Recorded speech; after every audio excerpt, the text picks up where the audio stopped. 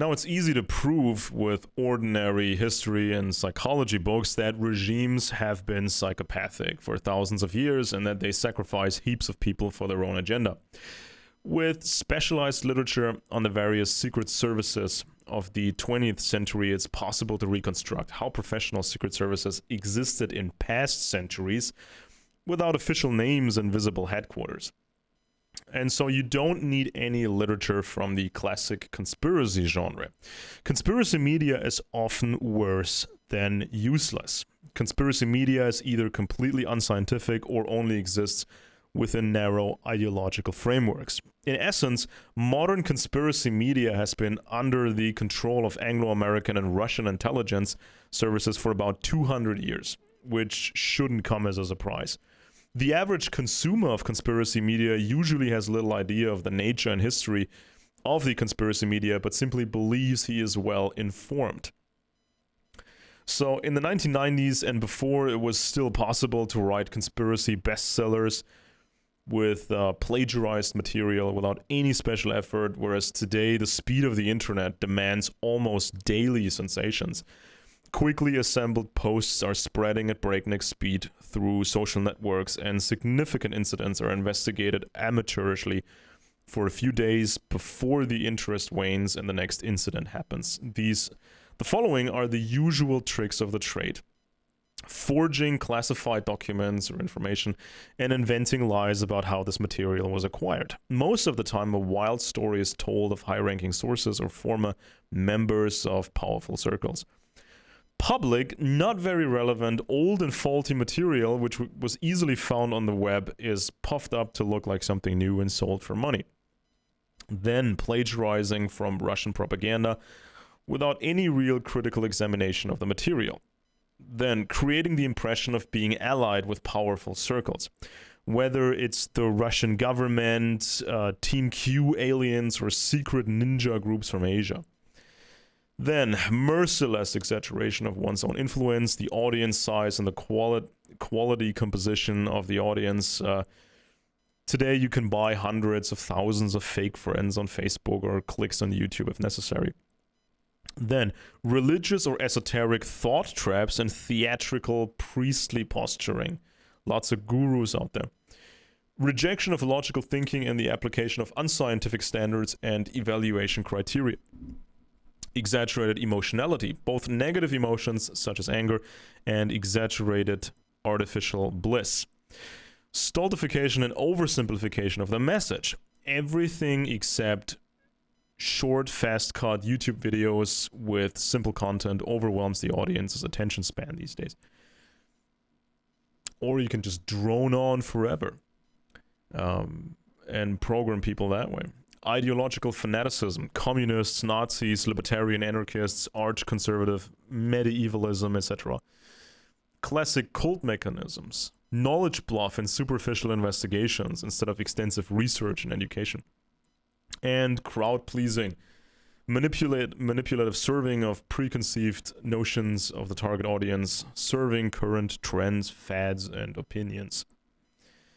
And so the group narcissism among conspiracy buffs is sometimes so pronounced that you can call them the truther Taliban. They claim to be all about free critical thinking, but if you reject any one of their pet dogmas, you are the enemy. They will throw a paranoid fit and consider you a CIA agent. If you reject the fairy tale that a Jewish banker could rip off the financial markets with impunity after the Battle of Waterloo, and then steal the entire British Empire without being stopped in any way, you will be considered a Jewish co-conspirator of the fake wise men of Zion. If you do not believe the bad source material about a Vatican Jesuit world conspiracy, you are considered a Jesuit conspirator. If you do not believe in Sandy Hook crisis actors, you are a paid CIA shill. If you take the SARS-CoV-2 virus seriously, as the Russians do, you will be accused of being a spineless mainstream supporter minion of Bill Gates. If you don't consider Putin and Trump to be the saviors but are danger, you are considered a demon. If you don't believe in Q and the miracle world savior team behind Trump, you are a clown from the left deep state. Even reptilians from another dimension are taken so seriously that one can quickly be considered a reptilian. And so the most successful classical conspiracy authors fooled their audience. There has been a number of best-selling conspiracy authors in the last 200 years who were instrumental in defining the dogmas and shaping the ways of thinking. Less successful authors and later the internet truthers endlessly copied from the bestseller authors and internalized the dogmas. First modern bestseller was John Robison's Proofs of a Conspiracy in the 1790s. Robison was a British Freemason loyal to the British king, the Welfen King, and a leader of the conspiratorial Welfen Scientific Association Royal Society. His book was a diversionary tactic with regard to the French Revolution. He accused only French lodges and the Adam Weishaupt Illuminati lodges from Germany, which were already blown at that point, of having participated in the French Revolution. Robison keeps completely silent about the main suspect in the case, namely the British aristocratic espionage. He does not mention British secret services at all, even though they had the mission to harm the French monarchy. The conspiracy theorist scene has not noticed to this day how it was fooled by Robison. Then, Abbé Baruel worked the Catholic audience with the same tactics as Robison and had himself been supported by the influential Freemason and politician Edmund Burke. Instead of pointing his finger at the Brits, Baruel again wrote only about the Bavarian Illuminati and French lodges. Then you had this guy commonly known as Tax Seal, one of the biggest fakers of all time, and he invented a series of satanic stories that were endlessly copied by other authors. His fictional source of insider information was Diana Vaughan, a dropout from the non-existent cult of the Paladists, who is said to have been in contact with demons. Then you had the infamous Protocols of Zion. A provocateur from the Prussian secret police created the main template for the Protocols of Zion. Russian secret services added other material, and Anglo-American secret services spread the protocols in the West. Soviet services also disseminated the protocols en masse in the Muslim world. It soon became apparent that the authors of the fake stole ideas from a satire by Maurice Joly, from the novel Biarritz, and from Theodor Herzl's Der Judenstaat. The protocols became a cornerstone of later conspiracy literature and merged with other fakes, such as the Waterloo fairy tale about the Rothschilds, who were said to have stolen the British Empire unhindered. Harris A. Houghton, a member of the American military intelligence, had a complete English translation of the protocols prepared and distributed in 1920. For this purpose, he created the front company, the Beckwith Company, and published books like Nestor Webster's Bosch and Bolshevik. The money for Houghton's publishing activities probably came from the American Defense Society, whose honorary president was former U.S. President Theodore Roosevelt. The chairman was Richard Millington Hurt, a graduate of Yale University and member of the secret organization Skull and Bones. And then you had Nesta Webster. She was born in Trent Park, stately estate north of London, which was repeatedly used by the secret services and the military, for example, as a prisoner of war camp for important German and Italian officers. The house had been rented to his doctor by King George III in 1777. Later, it became the property of the Bevan family, whose men were partners in Barclays Bank. Nesta Webster's father was also a partner in Barclays. Nesta Webster was literally born into the circle of conspirators and bankers. She could be trusted to understand the meaning and true power of the British Empire, but in her writings she spoke instead about mythical circles of occultists, Jews and Illuminati as the masterminds of great conspiracies. After the First World War, she was allowed to lecture on these topics several times at military installations and before the Secret Service. The Secret Service is said to have urged her to write the book World Revolution, The Plot Against Civilization. She received praise from high politics, such as Lord Kitchener, and in 1920 Winston Churchill advertised her in an article entitled Zionism versus Bolshevism, a struggle for the soul of the Jewish people. You have to keep the audacity in mind. Key members of the British Empire rave about mythical fake Jewish conspirators of the world, with the British Secret Services being the prime suspects in the destabilization of the French monarchy, the Russian Revolution, and the spread of socialism through the Fabian Society. And of course, the empire had built up Jewish clans like Sassoon and Rothschild. Another suspicious star of the conspiracy scene was William James Guy Carr, a Canadian naval officer and intelligence officer born in England. In his profession, he was committed to the British Crown and fought for the empire in both world wars. From 1931, he lectured in Canada on the Illuminati, international communism, and banker families such as the Rothschilds and Rockefellers. When he retired, he published books such as Pawns in the Game and Red Fog Over America. Hundreds of thousands of copies were sold. His greatest influences were Nestor Webster, Leo Taxil, Baruel, and Robinson. Pawns in the Game is extremely unscientific, misleading, and full of outright fake information. Carr's lies nevertheless ended up on the internet, and from there they influenced Alex Jones, Henry Makow, Walter White, Bill Schnöbelen, Tex Morris, David Icke, Pat Robertson, and many others. These self-proclaimed experts about the Illuminati had simply read a few bad books without ever sorting out all the wrong data and doing better research. Then, the American Eustace Mullins is best known for his book The Secrets of the Federal Reserve about the American Central Bank. The Fed is actually a construct of government and private sector elements that simply reflects the American upper class. However, Mullins turned the Fed into a Jewish private bank. Even the first two United States central banks had been the work of the oh-so-celebrated but unfortunately greedy and corrupt U.S. founding fathers. By falsifying history, however, conspiracy authors turned the first and second bank of the United States into tools of the Rothschilds. In 1952, Mullins' book about the Federal Reserve was published, and in the following years he also published absurd articles that praised Adolf Hitler, among others. Then came Milton William Cooper, the star of the 1990s. Cooper probably served in the United States Navy, but it is not even really certain in which function, and his critics assume that it was a boring job at the lowest level. He, on the other hand, spread lofty stories about having worked in the Air Force and Naval Intelligence, where he copied highly classified documents.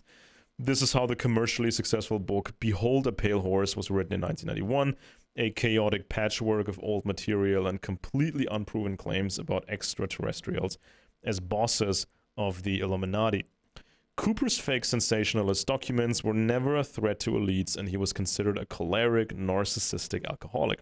He also pretended to lead a massive militia, but he was lonely. Then, Fritz Springmeier and the 13 Bloodlines of the Illuminati. In 1999, Springmeier had success with his book Bloodlines of the Illuminati, which describes the 13 families he considered the most powerful in the world. Astor, Bundy, Collins, DuPont, and so on. Influential sources are said to have helped Springmeier. In reality, he had no idea which families were more influential than others. He simply chose 13 names and combined freely available information with wild claims about Satanism. Now, I don't trust these families either, but there are so many families, and he just picked 13, seemingly at random, because he needed that gimmick, because 13 families sounds more ominous than 14, I guess. Then, David Icke. David Icke had a horrible childhood, and he was always a hard worker. He tried to be successful at soccer, and then he was a media personality, mainstream media. He was always a hard worker, but he always had bad luck, and so apparently he became depressed, and he did this standard amateurish soul-searching thing. So he tried psychedelic drugs, he read conspiracy literature, and he read esoteric literature. And then he felt elevated. He felt as if he had woken up, and he was now enlightened.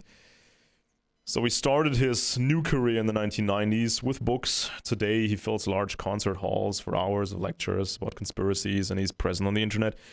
he just combined old material from the conspiracy literature with theosophy and the fantasies of Sitchin and Daniken about extraterrestrials. Where his first book was still quite confusing and difficult to understand, he soon got the hang of it and published simpler works with more digestible gimmicks. Then, John A. Stormer landed a multi-million bestseller in 1964 with None Dare Call It Treason. Although the quality was relatively high for a conspiracy book, the project was supported by influential circles of the Republican Party. Conspiracies were described as thoroughly communist, and the audience is strongly encouraged to place their hopes in right-wing circles from the US military and intelligence services. And then, of course, Alex Jones. For years, the Texan moved within the right-wing conservative conspiracy media with a background such as Stormer, probably Gary Allen, and the various figures from the John Birch Society. So those were the influences. He succeeded in making better use of the new technical possibilities of VHS tapes, marketing gimmicks, and the internet. From 2008 onwards, he increasingly shifted to more Russian propaganda from 2016 to the new right. And then in 2016, he became a part of this new right trend or fad. A few years ago, he admitted in his program that he had read almost no books at all during the past decade. You can find more information on my YouTube channel about that. The quality of Jones's InfoWars was getting worse and worse, which in the case of Sandy Hook brought him a number of lawsuits. He was expertly diagnosed with a narcissistic personality and is considered a choleric, emotionally unstable alcoholic. With his overpriced attorneys, he procured de facto custody of his children and kept his ex-wife in check. In the meantime, his second marriage appears also dead in the water, and Jones has a second wife also monitored by a private secret service. Jones and his second wife sick the police on each other for drunk driving after a court ordered a drug hair test. I think it was a drug hair test. Jones had his head shaved bald. Meanwhile, he claims to be aware of interdimensional aliens. So I don't see a point in watching Alex's content anymore. I don't see a point in watching David Icke's content anymore. I think anybody who reads books is more informed than these people. Then, of course, you had the Russians. I would advise anybody to read books on Russia, the era of the czars and the tyranny there, then the Soviet era and the post-Soviet era. You know, read about 20, 30 books on Russia. I think then you'll be somewhat somewhat enlightened on the subject of Russia. And so Russian secret services promoted the anti-Semitic fairy tales, especially in the Muslim world. Yuri Andropov simultaneously launched a massive anti-Semitic campaign and promoted radical Islam. Now, obviously, the Anglo-American Empire, had control over certain Muslim countries, and then they launched the State of Israel. So it's a certain circle. It's a certain circle of influence. But of course, the Russians promoted the fairy tales. The Russians promoted the bad information, the misleading information. By 1978, the Soviet bloc had succeeded in placing some 4,000 agents of influence in the Islamic world, and in addition, in distributing hundreds of thousands of copies of the fake protocols of Zion. During the Cold War, the Soviet KGB attempted to influence the leftist currents of investigative writers in the West.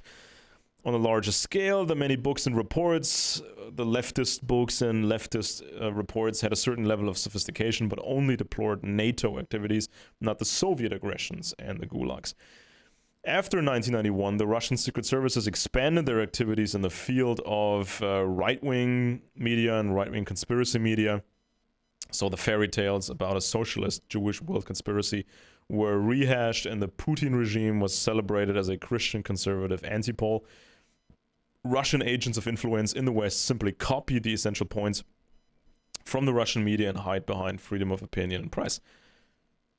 And so people like Alex Jones claim to be in league with right-wing American intelligence and military officials who encourage him to promote the Putin regime. So it's possible that Jones was deceived by the idea that the communists must be prevented from regaining power in Russia. Might be the same case with Ron Paul. Ron Paul has always been very pro-Russia, and he doesn't like to criticize Russia as a libertarian, but maybe he thinks that his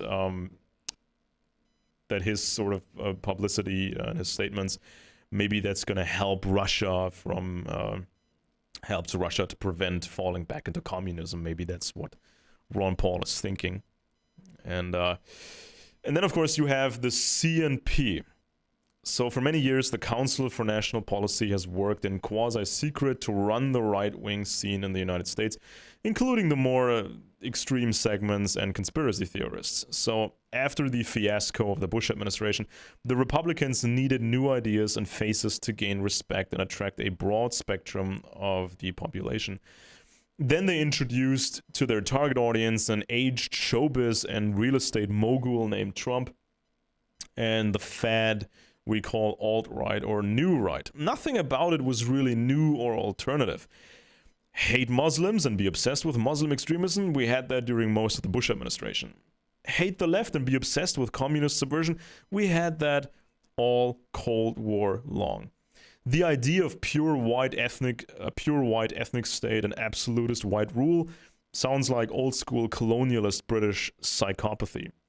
The idea that the Russian regime will come to the rescue, will be a global leader and a role model, sounds exactly like what Western communists believed until the Soviet Union collapsed. So while the alt-right is obsessed with the senile mogul George Soros, who distributes money to leftists like candy but doesn't make any real decisions, the alt-right gets very nervous when asked about the billionaire donors of the right sector like the Mercer family, the Shillmans, or the Rosenwalds. It is by no means only Jewish billionaires who pump money into alt-right or other political groups, and it's not just a simple trick to get the right-wing scene away from anti-Semitism and towards Islamophobia. So, lots of influential people in the Council for National Policy, the CNP. Influential also in 2016 with the Trump victory. They managed to convince the evangelicals to support Trump, even though Trump was nowhere near a credible conservative. He didn't do the whole thing where you build up your credibility over years in the Republican Party. Trump did none of that in the way that people are used to. Just a few tweets and, the magic of the CNP that made it possible. And now we kind of see where we'll see where this alt-right fad is going, how long it's going to be there. That depends on a couple of factors. So this is an overview of 200 years of conspiracy media. So it shouldn't come as a surprise that the superpowers always wanted to control conspiracy media. And there's always going to be conspiracy media. Sometimes there might be censorship, somewhat to a certain degree, or these big corporations, they don't do free hosting anymore of conspiracy content like YouTube. But conventional conspiracy media is no threat to the establishment. On the contrary, it's a way to preserve the illusion of choice and the illusion of freedom. So in the West, you can pick your ideological line that you like, that fits your personality type. You can pick your politics, you can pick your party, you can pick your candidate, you can pick your media, and if you understand or feel that something's really, really wrong, then you're going to end up with the regular standard conspiracy media, and you're going to waste your time there because it's kind of intended to waste your time. And so what I'm working right now is an exhaustive study on actual clever ruling techniques and techniques how citizens can actually citizens can actually make a difference and make a change, and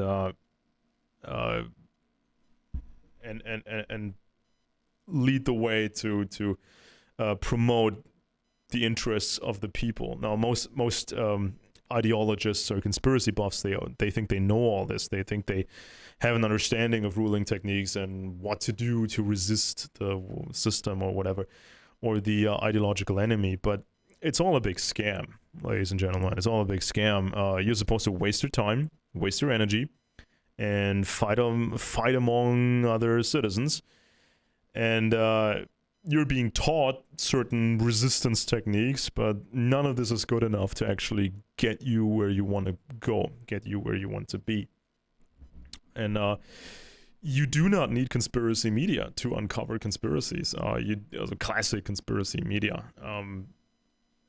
You shouldn't get your information exclusively from mainstream media and alternative media on the web. You definitely have to read books.